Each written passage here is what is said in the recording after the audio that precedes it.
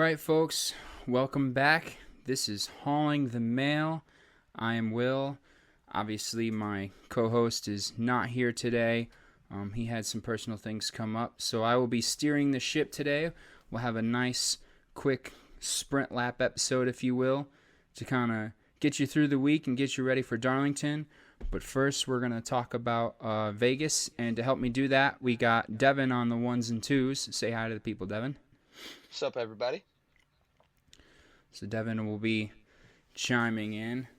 My man, you had a pretty good weekend for racing. I mean, your boy Kyle Larson won on Saturday. We'll get into that a little bit more. Let's go Larson. Yep. Big Larson fan. Wasn't my choice, but that's what he went with. So yeah, we're going to, just to talk about today's episode, we're going to recap Denny Hamlin's win in Las Vegas. We're going to talk about the different things that happened in that race a little bit. We'll get into the O'Reilly race a little bit because we had a few tempers this weekend. We almost had a fight, and we'll get into why we didn't get that fight. As usual, we'll have a little bit of first class and return to sender, and we'll talk about the race picks, which stay hot, Devin. They're staying hot. Yes, they are. How about it? Yep. And then instead of a draft, because it's just me this week, we won't be doing any of that, but we will be doing our very first Hauling the Mail Diecast unboxing, which you can't see on the screen here right now. It's just to my left. I've got about 7 boxes worth of cool NASCAR stuff that I've gotten in the mail here this week, and we'll shout out everyone who sent us some stuff. So, what do you say, Devin? You want to get into it? Want to talk some racing? Let's get into it. All right. So obviously we just mentioned it. Denny Hamlin wins at Las Vegas. He goes back to back. He gets his 61st win. It's his first win since everything went south in the championship race over at Phoenix, and obviously since the tragic passing of his father in the offseason. This was a big one for him. It breaks a tie with Kevin Harvick for 10th overall on the all-time wins list in the NASCAR Cup Series.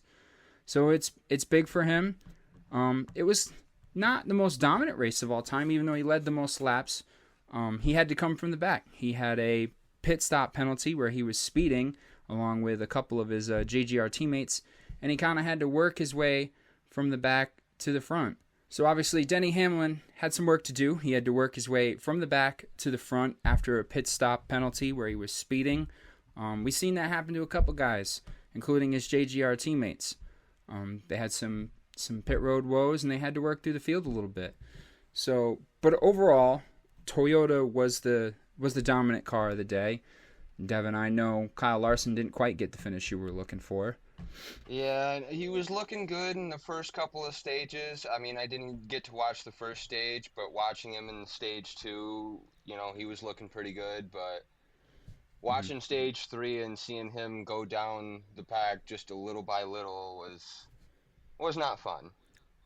Well, I will say this Vegas race was not probably the more exhilarating race that we're going to get on the season this year. We talk about tire wear is a big deal, and pit strategy is a big deal as well. And we saw a few different guys run a couple of different strategies to try and put themselves into position, because track position is key at a place like this. So a lot of guys tried to kind of keep themselves up front, and when you get varying strategies, things like that happen. But to Larson's credit, I don't think there was any pit road problems that slowed them down. It's just you win about, I would say this for you, bud, you win about a quarter of the races that you're supposed to win, that you feel like you should win. That's generally how that goes. That's a Denny Hamlin quote for you. So it happens. But to your point, Devin, there has been a bit of a drought for Kyle Larson. He has not won a race since like last summer. It's starting to kind of get noticeable that he has not won a race, but he's still had the speed. He's been the fastest Hendrick car.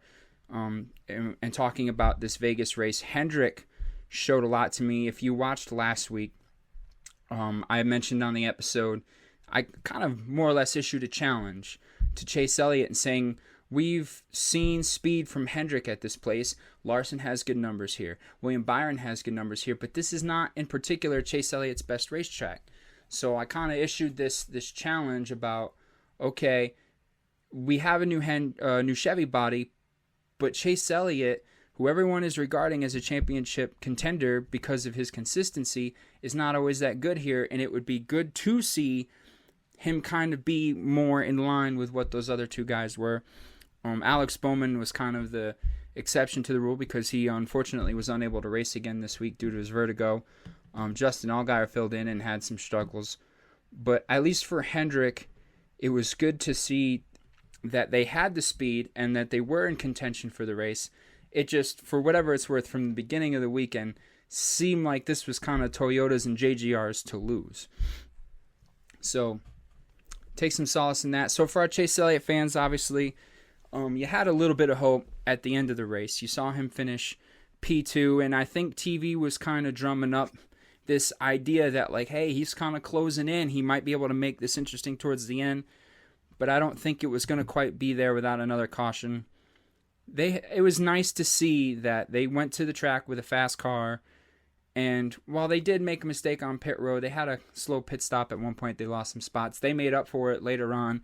They had a faster pit stop, and everyone got them right into the front row, and is what gave them an opportunity to try and race for the win. But ultimately, without another caution, I don't think it was really going to come through for him. But it is good to see that this track, which is not normally his strong suit, was something that team took seriously going into the week and showed similar speed to Larson and Byron. And that's going to reflect in the points. That's the type of stuff you're going to need to see. So speaking of the points, we'll go over the Cup Series points really briefly here. So Tyler Reddick is still your leader after winning 3 races, of course. But back into the top 2 is his teammate in Bubba Wallace, who has yet again another top 10. And Bubba Wallace has not finished worse than 11th. So Bubba Wallace is continuing this trend of being a continuous top 10 guy in the sport, which I think is a really big deal. John and I have mentioned to each other for years about how our expectations for this guy are pretty high because we do believe he has talent, and when he doesn't get in his own way and the team has the speed, it shows with their finishes, and they get a lot of stage points. I don't have all the numbers right in front of me, but I know he's right near the tippy top in stage points, so it's good to see Bubba Wallace up at P2. Some of the other changes, obviously with Denny Hamlin's win, he made a massive jump in the points. He went up 8 spots to 4th, which is enough to kind of go past Chase Elliott. But again, Chase Elliott leads the way in terms of Chevy. He is 5th in points. He's got 3 top 10s in 5 races, so they're humming along pretty nicely. You got some of the usual suspects, Christopher Bell, Kyle Larson, William Byron. Some other notables from this week, RFK Racing had a really good run at Vegas, and they found themselves all right around the top 10 most of the day. All did really solid. So Chris Buescher has himself in 9th place. Ty Gibbs had his 3rd straight top 5. I'm going to get into that a little bit more. He's up to 10th. And like I said before, Brad Keselowski, Ryan Preece, those are all big movers into the top 13. And the Spire guys kind of took a dip. We saw Michael McDowell and Carson Hocevar. They weren't really factors in this race, so they took a drop. Shane Van Gisbergen, the big loser, taken dead last, fell all the way to 16th. So he's right at the cut line, and he's actually tied with Daniel Suarez right at the cut line, according to NASCAR. So that's kind of your points overview for the Cup Series race. And on Saturday, real quick, we just mentioned your boy Larson. He wins on Saturday in the O'Reilly race. He really wasn't the dominant car either there, to be completely honest with you. There was a lot of other guys that had an opportunity to kind of step in and take that win. We saw Jesse Love lead a ton of laps again. We saw Justin Allgaier kind of be up towards the front. There was a bit of a skirmish that we'll get into in a second. But if nothing else, Kyle Larson showed on Saturday that if all you do is take a good race car and put yourself in position to take advantage of when other guys flounder and when other guys struggle and shoot themselves in the foot, you could be in the right place, right time, and he ended up taking the lead on what would end up being the final green flag run, and he ran away with it. And he really wasn't, I don't want to say he wasn't a factor, but he wasn't really a car that everyone was considering for the win for most of the race. He just didn't have that kind of speed. Jesse Love's team, I mentioned him, he had a hard time getting out of pit road. They had an issue where the crew chief, so how it works on pit road is sometimes the crew chief stands down by the wall and helps assist in catching the tire, and they're not considered out on the crew if they don't step over the wall. The problem being when the crew chief goes and reaches for the tire, he kind of flubbed it a little bit, and he overreached and actually fell off the wall onto pit lane. That's considered too many men over the wall. They got a penalty for it. Jesse Love has to give up all that track position, and he's unable to recover to get a win. We saw what's it called? We saw Sheldon Creed and Taylor Gray get into it. Taylor Gray was a contender all day, and they're running 1-2, and Gray goes to make a move for the lead, and so does Creed at the same time. Creed kind of approaches it like it's a late block, and he just kind of hits him going into 3 and 4, and it sends Taylor Gray to the wall and ends his day. It happened really fast in the moment. I didn't see the negligence in the moment, so I wasn't like, oh, Creed just stuffed him. But then you watch the replay, and then you see they're going into the turn, and you're seeing how it's kind of just bang, bang.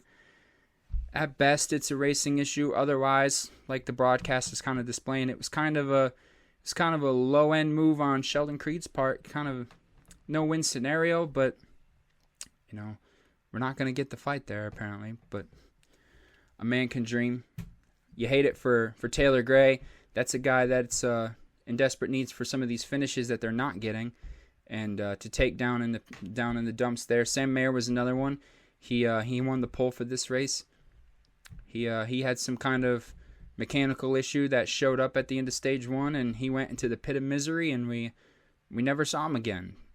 I don't think Justin Allgaier had any outstanding issues, but you could tell once you got past the front few guys, there's a lot of guys like a hornet's nest, man. They get going at it, they get squirrely, and things get out of hand. So Kyle Larson, being the veteran that he is, stays all steady Eddie. He doesn't wreck the race car, and the crew chief even admitted after race, he's like, hey man, that was all you. He's like, we did not give you the best car we could have given you, and sometimes it pays to be patient, and it pays to just be the right place, right time, and when the Red Seas part and everybody else flounders, you just do your thing, and sometimes that's all it takes to win races. So good for Kyle Larson, and good for JRM for winning another O'Reilly Series race. Real quick, going over the points. Justin Allgaier is in the lead over Jesse Love right now. You have Jesse Love in close second. Jesse Love has finished top 10 in all 5 of his races so far. You got Austin Hill with his win down there in third, followed by Sheldon Creed. You have Carson Cavapel, Sammy Smith, Corey Day, Roger Cruth. Some of the usual folks. Nobody was a huge mover this week. William Sawalich got some of his spots back, so he's kind of creeping around the cut line. So yeah, I mean, outside of the regulars, the only one, I mean, Brent Cruz is going to have an uphill battle, missing 3 races because of his age, but all in all, the O'Reilly Series points are right about where you'd expect them to be. There's not too many super surprising folks. I think the most surprising person right now in the hunt for a playoff spot, just kind of scrolling through real quick, might be that 99 car Parker Retzlaff, and he's quietly been solid. He hasn't had the greatest finishes. He's got a top 5 to his name with some 16 stage points. That has him in the playoff picture right now. But, I mean, who knows what happens? I mean, if that kid continues to just finish races and get the best he can out of that Viking Motorsports car, they could be in the mix for the playoffs. But ultimately, I think it's going to come down to the JRM cars and the JGR cars and Austin Hill and Jesse Love for the championship there. So real quick, Devin, before we get into first class and return to sender, we are going to Darlington next week. Darlington is an intermediate track down in South Carolina, right near the border. If you'd like, I'll pull up some facts for you. This is usually the throwback weekend, and one of the big things this year is that they're kind of getting away from throwback weekend a little bit. They're not doing the throwback paint scheme. I mean, at least not everybody. It's not a requirement. They don't need to do the throwback paint schemes, although we did see Carson Hocevar just release his before we started shooting. He's got a Dale Earnhardt Wrangler-themed car going out there today, and something that would pique John's interest is, given the photo they put on the internet, it looks like they're going to have the number kind of more centered than we're used to seeing in recent years, ever since NASCAR made the rule where Cup Series teams move the number up to allow for space for sponsors to kind of fill in the gaps. Chili's looks like they're doing a cool thing of letting them move that number back a little bit and giving it more of a natural old school look. So I'll be looking forward to that. But anyway, Darlington, you also may know it as Lady in Black. It's a track too tough to tame. It's a 1.3 mile egg-shaped oval. It's in South Carolina. It opened in 1950, and it was labeled as NASCAR's first super speedway. I don't really want to interrupt. It was more back on what you were saying before, the throwback schemes for Darlington. Mm-hmm. What you got? I love the throwback schemes, and whether or not they're allowed to do it or they just do it anyway this year. My personal favorite of all time, I know you guys did the paint schemes last week, but my all-time favorite is and correct me if I'm wrong, the Bobby Labonte number You're 5. Thinking of Terry Labonte. Terry Labonte, thank you. You're thinking of the Terry Labonte number 5, Kellogg's car. Tony the Tiger car. Mm-hmm. That throwback car last year was absolutely amazing. Yep. Yeah, I agree, Devin. Obviously, for the folks in the audience that don't know, our grandmother was Devin being my brother. My grandmother was a diehard Terry Labonte fan, and when we were kids, Devin was small enough to fit on the screen here. She took us to a local Walmart where they had a Terry Labonte life's regular size car, but instead of it being a car on the inside, it was like a simulator. It was like a game in there. So our grandmother took us there to see that car and take photos and test out the simulator, and it's really cool memory. Kind of helped continue to spark the NASCAR interest in us. So I agree, Devin. That's at the tippy top of one of my favorite throwbacks as well. But like I said, it's not a requirement, because the problem is that they've been doing it for so many years now that it feels like all the throwbacks have kind of already been done, to the point where guys were throwing it back to races they ran during the era of them throwing it back. It started to get kind of silly at one point. Nostalgia wears off. It happens that way. So they're like, we're going to take a break, let this thing breathe a little bit, and then maybe it'll come back and maybe they can switch things up a little bit. But so I'm not totally against them saying, look, it's not a requirement. It's not something we're going to, impress on everyone to have to do, but it's still up to the teams. If they want to do something like it, they can. So, but anyway, just to cap off Darlington, like I said, it's 1.3 miles. It's an egg-shaped oval. According to this, it looks like it was built on a former minnow pond in 1950. So the reason it has its shape is to avoid the minnow pond. It's got some uneven turns. 3 and 4 is a little bit tighter than 1 and 2.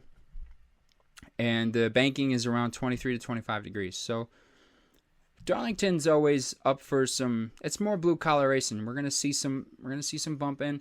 Guys are gonna get into the wall. So when we get into race picks, we'll talk more about who we expect to see, who we think's gonna do really well. And and we'll see what we can get. So now let's do some first class and return to sender. Devin, now's your moment. I know you were really excited about this. You have a first class filling in for John. Why don't you tell us about what got you excited this weekend? Yes, of course. Obviously, I don't watch a whole lot of NASCAR. I do love watching it when I get the chance to, but I was really excited this week to see that the lead singer of the band Korn was given the intro to all the drivers. I command to start the engines. Yep, the command to start the engines, and I really loved it. He basically gave that same voice to what I believe is the intro to Blind. He goes, "Are you ready?" And it just made my whole week. And that is 100% my first class for this week. That just an amazing thing to see, and just seeing the collaboration between music and NASCAR and just all other sorts of stuff in NASCAR kind of collaborating together. It's just an amazing thing to see. Will, what is your first class? Real quick, I agree with you, Devin. I always like when they get the starting command right. Nothing can get you in the mood better than when someone nails the driver start your engines. That's a big one for us. I know we take a lot of stock in when those are fun to watch. So it's always cool when you get a cool character up there, and they do a good one. I can remember my personal favorite. It's probably like the Kevin James one you Oh might see yes, on the the internet. It Kevin. gets I viral. know the Kevin James one. I mean, it gets you That one's fired really up, good. man. Oh yeah, it does. Get you fired right up. That's what we like. So, my first class of the weekend, Devin. I mentioned it a little bit earlier when we were going over the standings, but Ty Gibbs. This is a guy. He's kind of taken it on the shins a lot lately. There's been a lot of talk about him and his personality, and about the potential for the how do I put this? I don't want to say spoon feeding, but like there's a lot of talk about the potential for preferential treatment, given that he is Joe Gibbs' direct grandson, and he's in a Cup ride, and some thought maybe it was too soon. And this is a guy going into this year that has really kind of struggled. He has not found victory lane yet in the Cup Series, and he is still looking. But to his credit, there was, with the Gabe Hart lawsuit thing, there was a lot of talk about that being kind of the center of the problem for what started this whole Gabe Hart thing. And to his credit, usually Ty Gibbs has some snarky stuff for the media, and sometimes he kind of can put his own foot in his mouth a little bit. But for his sake, he's done everything right, and he's now gotten 3 straight top 5s with stage points, which, as we mentioned before, has got him in a favorable spot in the points. It's gotten him right back into the mix for the playoffs, the chase, which is exactly what this team needs. This team, he's currently 10th in points. He's got the 3 top 5s in a row, like I just mentioned. This is a team that needs that kind of performance to continue. If he continues, like I mentioned with the Kyle Larson deal, if he continues to put himself in that kind of position, the win may come more naturally than him trying to force it. He was one of those JGR guys that had the issue where he had the speeding penalty. He even admitted it over his radio. He said right to the guys, he's like, that's on me. He goes, I know I missed it by a mile or whatever, even though he didn't really miss it by a mile. It was very close. But he unlike, Denny Hamlin surged through the field to get to the win in the same time frame. Ty Gibbs, it took him a little longer to work through, but he still took the penalty. He didn't get down on it. They got back to work, and he tucked out a top 5 day, and he got a bunch of stage points. So my first class for the week is Ty Gibbs. He's continuing to show that when he's in fast equipment and he keeps his composure and he just continues to work, you're going to get into good positions, and eventually this is what can turn into a win. Because there's constant debate about who's going to get the win first. Is it Carson Hocevar or is it Ty Gibbs? Well, it could very well be Ty Gibbs if he continues to just run with the equipment that he's got and get the most out of it and just put his nose down and go to work. And we're seeing it the last few weeks. Carson Hocevar has been kind of mulling around in the teens and the 20s. Ty Gibbs has run top 5. So that's my first class for the week. Return to sender, I would go to you, Devin, but I have a feeling we have the same one. And it's going to be, Yep. We deliberately skipped past this before, but most may have noticed at the end of the Cup Series race, there was a near skirmish between Ross Chastain and former teammate Daniel Suarez, who now races for Spire Motorsports. It looked like we were going to get a fight for a minute. Yeah. And then my return to sender is that damn lady who stepped in to the middle to stop the fight.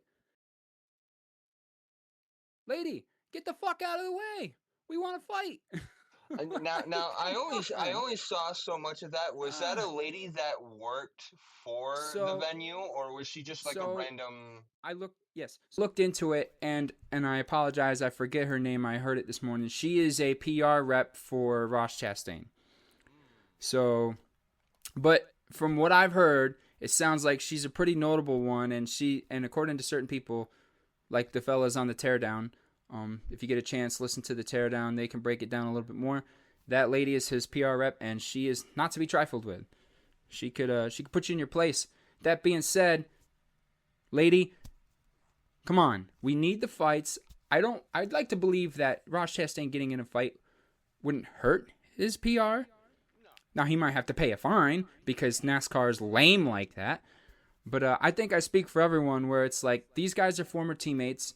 Clearly, Daniel Suarez, with the way he's raced so far in the 5 races plus the exhibition race, he's kind of had no remorse for his former teammates over at Trackhouse, and he's kind of raced them like he's got a bit of a chip on his shoulder. So if that has reached a point, and he said some words after the race kind of calling Ross Chastain a little bit two-faced. if they have a beef, I'd like to see it happen on camera. I don't want to come back to next week at Darlington and hear that these guys hashed it out over a group text that nobody in the public world is privy to, and that they resolved their issues and they're done. It's like, come on. We want drama. It doesn't have to be WWE, but like, let's hockey fight this thing a little bit, and let's let these guys stand in there and get in each other's face. And if they start throwing punches, you give them a second. And once it starts to get ugly, keep everyone else out of it, right? If it's between the two, let it go until it starts to get to a teetering point where someone might go down, then step in. Yeah, let them get time to throw the gloves off. Let them have some time to duke it out, and like with hockey, as soon as somebody hits the ground, you pull them off. I think with it's a little different with this, with it being asphalt and with cars moving around. There's a million people on pit road. They kind of err on the side of caution, and they try to step in before it gets real ugly. But at the end of the day, we shouldn't have a million people in there trying to separate things. It just, I don't know. I personally, if they're gonna fight, let them have it for like 5 to 10 seconds, and then if you gotta step in, step in. But like, this lady just throwing herself in there and stopping the fight. Come on, lady. Be a person for the fans. Yeah, that's all I'm gonna say. Let I don't have anything personal against this. I don't have any personal issues with this woman. It's just like it's like when you see a referee. She's at least trying to do her job. Like the refs are trying to do their job. She's trying to do her job. But at the end of the day, it's like let us get some drama. Let us get some entertainment. She's a PR rep. I could tell you, I'd like Ross Chastain a lot more if she let him fight there. Yeah. Okay, that's our return to sender for the week. Let's get into some race picks. I know John had contacted us and he'd given you the race picks. So real quick in review, we have Cup Series. John took Christopher Bell, who took 4th place. I had Kyle Larson, who had 7th place. And then in the O'Reilly Series, he went wild on me. I'm surprised by this pick. He went Cole Custer in that 0 car, and I had Kyle Larson for the win. So that was my third race win in a row, until Larson couldn't come through for me on Sunday, so I feel your pain. It's probably because I was watching it. Yeah. So that being said, hey, that'll happen, man. Happens all the time. So that being said, with the race winner and Kyle Larson, I think John would agree in saying that I once again kind of won the week there. So we'll get into some Darlington picks. So John's going to get first pick, Devin. Who does he have for the Cup Series this week? For the Cup Series, going to Darlington. Yep, Cup Series for Darlington this week. John's first pick is Denny Hamlin. Denny Hamlin. Look, that's a good pick. That probably would have been my pick too. It's a little safe, but if you look at his next-gen stats at Darlington in the last 10 races, he's got 7 top 10s, 2 wins. He's got the best average finish of 8.5, and he's led a ton of laps here. So Denny Hamlin is a really good pick. He's obviously in really good contention to kind of go back-to-back. I'm going to kind of look in a slightly different direction. I know the Toyotas have been fast, but I think Hendrick showed a lot of speed this past week, and I think Hendrick, for normally being a spring team, if you will, usually, Devin, they kind of come on a little bit at the springtime, and then usually in the summer we see a little bit of a lull. I'm gonna go into the Hendrick camp, and I'm gonna go with William Byron. William Byron has, kept himself in the top 10. He's kept himself in relevance, but I'd like to see some race winning speed. It's probably a little bit of a safe pick, but in the last 10 races, he's got 6 top 10s, including a win and an average finish of 12th. He's led a bunch of laps here as well, so I'll be interested to see if William Byron can be the first Hendrick driver to find victory lane this year. And then for my O'Reilly, we actually have 3 picks this week, by the way, because the Truck Series is back. So real quick, before I make an O'Reilly Series pick, why don't I go ahead and go over the entry list for O'Reilly. So we're going back to Darlington, and we've got a lot of guys. With the O'Reilly race, it's been a point of contention with a lot of rotating drivers being in different cars. We've got Raja Kruth in 2 different cars. We've had Carson Kvapil in 3 different cars. It's been a little bit confusing for a lot of people, but we're going to try and walk them through it. So this week, in the 0 car, we have Garrett Smithley. Outside of the regulars and the everyday cars, it hasn't been announced who's in the 5 car. Carson Kvapil will jump back into the 1 car ride, relieving Connor Zilich from that one for the week. We've got Ross Chastain, who's going to be out there in the 9 JRM car. So we'll see how that works out for Ross. Maybe he can channel that energy that his PR person wouldn't let him take out on Daniel Suarez and channel it into a race win maybe. We got Christopher Bell in the 19 car. I'm not sure how much longer that's going to be an open car for JGR before it's Brent Cruz's ride completely. Let's see, what else we got here? We got Myatt Snyder in the 30. Myatt Snyder, people might remember from taking over for Alex Bowman over at COTA when Alex Bowman started to experience the vertigo issues. Raja Karuth will be in the 32, and that's because we're going to, I believe we get Byron. I think we get Byron in the 88 car this week. Don't quote me on that. Let me see if I can find that information for you. I had it in front of me. It shows on the entry list as to be announced. But we're going to but I believe it's already been determined. For the spirit of our picks, though, I'm not going to just go with a cup ringer this week. I did that last week. Kind of felt like low-hanging fruit. This week I'm going to kind of switch it up. I know there's probably 3 Cup Series regulars in the race, and this is not a track to be trifled with. I'm going to go... you know what? I am going to have to take low-hanging fruit. There's too many fellers in the Cup Series coming down to take a ride in the Darlington, and Darlington is not for the young guns usually. So just kind of looking at the stats here. Who's left? If I can get my computer to load here, I could tell you who's in the 88 car, which is coming off that win. The 88 car, you might remember, Devin. The reason is okay. So that was what Kyle Larson just won in. The reason it's to be determined is because we do not know if Alex Bowman is racing this week or not. He was slated to be in that 88 JRM car this week, but we are unsure if he's going to race this week, and so we're going to stay away from that. But I'm going to go with that 19 car I'm going to go with that 19 car and Christopher Bell. I think this is kind of a veteran's track, and if you're comfortable running close to the wall, which Christopher Bell, being a dirt guy, is, I like his odds to kind of try and make a run. Who is John's O'Reilly pick? Well, now that you mentioned it, and now we're to John's pick. John's pick for O'Reilly is the 88 JRM car. So he's going with it no matter who's in it. Yep. Okay. Said it was slated to be Alex Bowman. I don't know if he's going to be in it or not, or if they're going to put somebody else in it. Maybe Kyle Larson again, because Kyle Larson wasn't slated to do too many.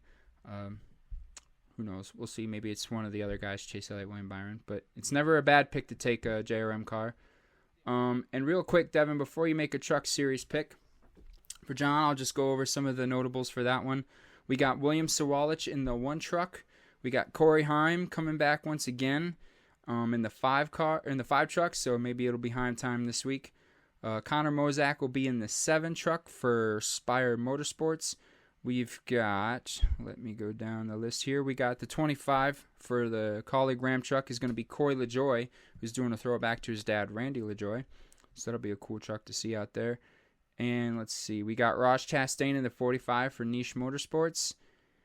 Christopher Bell will be in the Halmar Friesen 62. Carson Hocevar in the 77 Spire truck. So once again, we got a lot of Cup regulars kind of coming back and taking a run at it. And then everybody else is going to kind of be the usuals. So Devin, who did John take for the Truck Series? John took Corey Heim for the Truck Series. It's an awful safe pick, John, if you're listening. Hey, look, Corey Heim's maybe one of the best, Truck Series drivers we've ever seen, and it's unfortunate he's not in a full-time ride this year. But no, he's a good driver. When you get a chance to take him, look, John's been struggling in the picks, and I think he's really eager to kind of get after it and try and have some. I think Heim is a good pick. That's just me. Heim's never really a bad pick. Yeah. Okay, so he kind of stole my thunder with Corey Heim, but that's to be expected, I guess. We're going to take a swing on it a little bit. I'm going to go with that I'm gonna go with the 45 of Ross Chastain. Let's like I said before, let's see him. He's running 3 damn races this week. Let's see him channel that energy into a race win. You know. Yeah. So, yep, Darlington coming up this week. I'm expecting some kind of hard racing a little bit. We had some tempers in Vegas, even though there wasn't a ton of wrecks to be seen or heard from. But I'm looking forward to seeing Darlington. This isn't the Crown Jewel race. That's the Southern 500s later in the year. So keep your eyes out for that, because I always love a good Crown Jewel race. So with that being said, Devin, what do you say? I've talked about as much about this race to the air as I can. Why don't we unbox some diecasts? All right, everybody, welcome in to Hauling the Mail's very first diecast unboxing. Your boy went to work the past couple weeks in gathering some diecasts for us to unveil to the people here. Most of these have been purchased off of Whatnot, and I'll shout out the sellers as I unveil the cars to you. For time's sake, I've already cut the boxes so that we can just, instead of sitting here farting around with a knife and potentially cutting myself, I'll be able to just pull the stuff out and display it, Devin. So what do you think? Should we get into it? Yeah, let's get into it. I'm going to start off right here. This one is courtesy of the Pit Stop on Whatnot, so you can check them out. They always have a ton of cool cars, and a lot of these places on Whatnot have some of the more recent releases on there. So for starters, we've got the number 5 Tricon. That there is the Tony Bridinger truck. My girlfriend's a big fan of hers. She's not full-time this year so far in the truck series, but we have seen her in a couple races. But those Tricon trucks always look cool, so I figured I'd grab that one there. And then with it, we also have the race win from Sonoma, a 164 of Shane Van Gisbergen.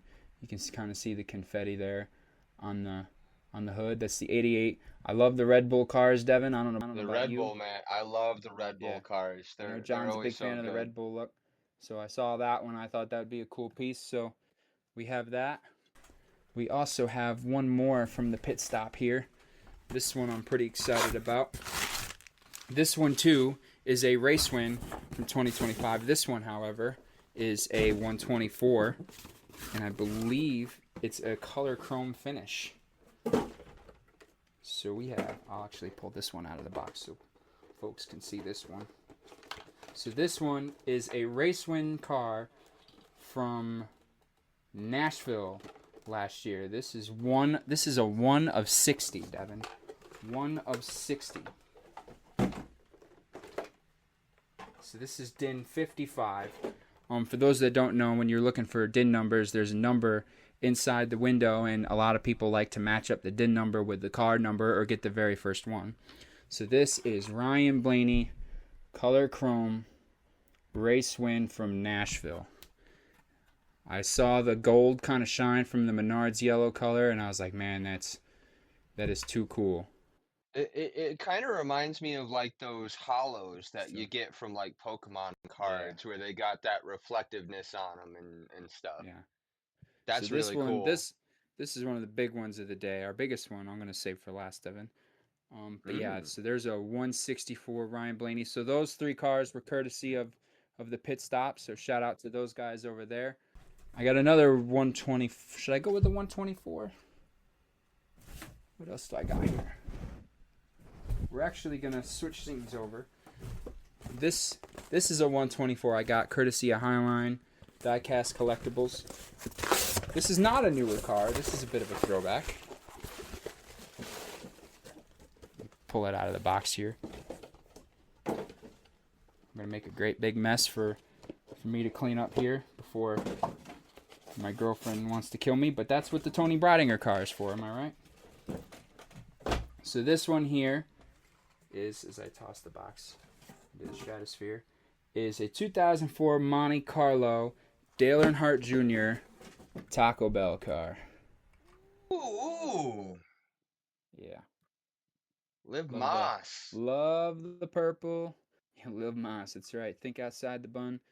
You know me, Devin. I'm a pretty big Not out. Taco Bell guy. Is it outside the bun? I thought it was always outside the box. Think Oh, outside the they bun, did my say man. that. That's They what it did say the says. bun. I didn't. Yeah. I didn't really piece Taco Bell on having buns, but Yeah. So this is this is always a cool piece. I always wanted to have this one in my collection, and I saw this one pop up on Highline Diecast Collectibles. Earnhardt Jr. in the Busch Series Chance 2 car. So this is what's now known as the O'Reilly Series. But so we have that piece there. Now we're gonna go over to, and let's try this instead. We're gonna go right here. This one is courtesy. We didn't go to Whatnot for this one. This one is straight from the man himself over at Tony Stewart Racing. This is from shoprico.com. Rico Abreu. If you're unfamiliar, Rico Abreu is now the defending High Limit Series champion. He ran a couple of Truck Series races in his career, Devin. But this is a replica sprint car panel of his sprint car from this year, and it's actually signed by the man himself, Mr. Rico Abreu. Rico. This year being the first year that Rico Abreu is running with Tony Stewart Racing. I've been a big Rico fan for a couple of years now, Devin. So I saw this out on the web, and I had to get my hands on one. So this is a replica Rico Abreu sprint car panel signed by the champ himself. So Oh, trust me, I know you're a big Rico fan because we've seen quite a few of Rico's races. Yeah. So shout out to Rico for that. Rico. I got one here from Joe Guys Collectibles over on Whatnot. Shout out to this guy. This too is a race win 124 car. This is not, however, a color chrome. So this is one of 185. This is a liquid color, to kind of specify. So this is a liquid color race win from Coda, and Chase Elliott fans rejoice. This is DIN 44, a Chase Elliott race win, liquid color, Lumar Films 9 car from his Coda win back in 2021. So this was the year after he won the title. That's a nice looking car. I like that. I like the gradient on it. Yeah, I always liked when he would. You know me, Devin. I got the Evernham 9 jersey on today. I love me a good red race car. So when Lumar Films, their cars are especially number 9. Generally red. Yeah, they're generally red. Can you imagine that? I wish Chase Elliott would run this 9 on these cars full time. Oh yeah, that'd be That would be my personal favorite. I don't care. I don't love the design of the 9 on these, but I do like the teal color. The liquid color is kind of cool. I am seeing on the camera here, but like if you look at it like a little bit closely, where that gradient kind of splits off, it looks like that 9 that's on your jersey. It's got the spikes on the end of the 9 almost. Okay. Maybe I don't see what you're seeing, but nonetheless, how it looks in the camera. It looks it looks like that 9. Do like the color, so I saw this on Whatnot from Joe Guys Collectibles. Got our hands on it.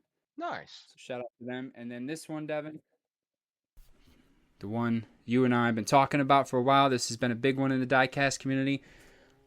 You know where this is going. Courtesy of AVS Diecast. Packaging peanuts. Dun, dun, dun, dun. In this box here, we have two 164s. We'll start. This is a personal favorite of ours. The 44 Syracuse orange car from J.J. Yaley. Obviously, this is not the one we're referring to, but us being upstate New Yorkers, big Cuse fans, always cool. 44 is an iconic number for Syracuse, so it was cool to kind of see. If you look closely, the numbers placed over top of what was like a classic Syracuse helmet. So it was a nice ode to the Syracuse University. They're hopefully going to hire. Yeah, the tournament coming up this week. Hopefully Jerry McNamara gets hired. That's who I'm hoping for. But anyway, Syracuse University. And then the car everyone's been chasing. We don't have our hands on a 124 yet. I'm not even sure they're out yet. we're going to keep our ears to the ground. But in the meantime, we did score ourselves a 2025 number 17 Cinnamon Toast Crunch car. If you can't tell on camera, the number is like the filament, the foil or whatever. Very nice. It's purple, and without taking it out, on the spoiler, Devin, if you didn't know already, it says "Eat my Cinnadust." Yeah, so this is the one a lot of people are after in the diecast community right now, and I can see why. It's a good-looking race car. When we get a chance and we can get our hands on a 124, we're going to. It's going to be an awesome piece to the collection. So, yeah, just to recap, we got the 164s, the Breidinger, the SVG. We've got the other 164s, the CT Crunch, the Syracuse. We've got the Rico Abreu sprint car panel signed by the man himself. We got a liquid color 124 Chase Elliott Race Win 2021 from Coda. We've got the Dale Jr. Chance 2 Motorsports Taco Bell car from 2000, and I forget the year, 2004. And then, of course, the one of whatever I said it was, one of like 60. The Ryan Blaney Color Chrome Race Win at Nashville from 2025. Then 55. All cool pieces. So, folks, if you have your own diecast, we'd love to hear about it. I will say I do technically have, and I'm sitting with it in my hand, the diecast of the car that I was talking about earlier. Bring it in. Bring it in. I'll show it on camera. Careful of the maze of the boxes that I've got. So Devin earlier in the episode was referring to last year's throwback to Kyle Larson to the Tony the Tiger car. So I throw the last package of peanut. He is referring to this one right here, the HendrickCars.com throwback to the Kellogg's and Tony the Tiger Frosted Flakes car. The tiger look on the sides, the blue, the orange, the yellow numbers. I agree, Devin. This is one of my favorite looks of all time as well. Absolutely my favorite. Big fan of this car. Yeah. I'm glad we have it hanging in our living room, basically. Yeah. So, folks, that's all we got for you this week. It's a little bit of an expedited episode. And, Devin, thanks for subbing in. I know maybe you weren't as prepared as you could have been because you were kind of thrown into the fire. We hope things are okay with John. And he should be back next week. So we'll come back next week and we'll talk a little bit of Darlington, and then we'll get you ready for the next one. And like I said, if you've got diecast you want to share with us, you want to show us, we'd love talking diecast here at Hall in the Mail. We'd love to start the discourse. And if you do find yourself on Whatnot and you want to get into the diecast game, bid responsibly. It's very easy, obviously, with all the stuff I just unveiled to you. This is just in the last few weeks. Do not ask my girlfriend how much I've looked at that site in the last few months. Will, if possible, let's throw their links in the description. The links to the Whatnot sources to throw them in the description. So once again, we've got Highline Diecast Collectibles, the Pit Stop, not West J. West J is another one. If you're shopping on Whatnot, check out West J Collectibles. We got Joe Guys Collectibles. We have shoprico.com for the panel. And Devin, you can fix it if I'm missing one. But that's where we got all our fun stuff today. I also want to shout out a local shop, 07 Racing Collectibles out in Endwell, New York. You'll see that I'm usually wearing a racing hat just about every week, and most of those hats I got courtesy of 07 Racing Collectibles. I've gotten a couple of my Bill Elliott diecasts from there as well.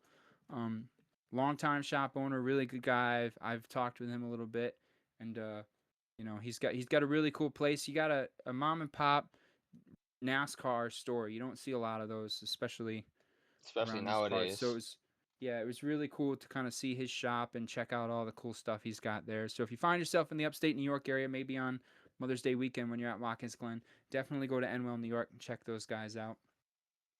That's all I got for this week, man. Thank you all for listening and the support. Like, subscribe, share. We're on YouTube. We're on Spotify. We're on TikTok. We're still just a 2 to 3 man operation. So we can, we're going to start getting our stuff on. We're going to get our videos on at least our short videos on Facebook, maybe Instagram. So just keep your eyes peeled for this. We do more videos like this, and we put them on TikTok when we can. Sometimes we'll do a draft. Sometimes we'll just talk racing or talk nonsense or whatever. We are starting a fantasy series. John and I run our own fantasy NASCAR season long league, and so we like to talk about the fantasy implications of each race and how it applies to some of our fellow competitors on that. So be looking for that if you're interested in the fantasy angle of it. Um, so yeah, thanks for filling in, Devin, Yeah, and thank we'll you see guys you. for having me this week. It's been a real Yeah, pleasure. no problem, man. Thanks again, and we'll see you all next week on Hauling the Mail.